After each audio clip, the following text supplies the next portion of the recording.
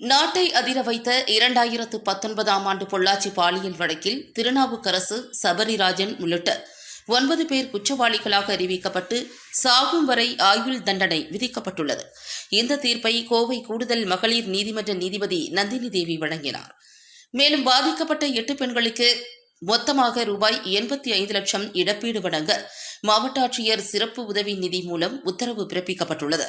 இதில் A, B, C, D, E, F, G, H என அடையாளப்படுத்தப்பட்ட பெண்களுக்கு 2 லட்சம் முதல் 25 லட்சம் வரை இழப்பீடு வழங்க நீதிபதி குறிப்பிட்டுள்ளார். 30 நாட்களுக்குள் குற்றவாளிகள் மேல் முறையீடு செய்யலாம் எனவும் தெரிவிக்கப்பட்டுள்ளது.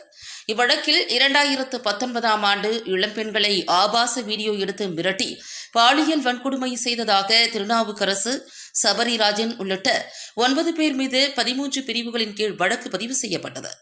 இவர்கள் சேலம் மத்திய சிறையில் அடைக்கப்பட்டு கோவை CBI சிறப்பு நீதிமன்றத்தில் விசாரணை நடைபெற்றது.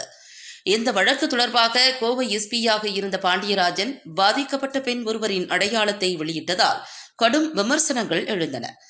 இதையடுத்து தேர்தல் ஆணைய பரிந்துரையின் பேரில் அவர் உட்பட பொள்ளாச்சி DSP ஜெயராமன், இன்ஸ்பெக்டர் நடேசன் ஆகியோரும் மாற்றப்பட்டனர்.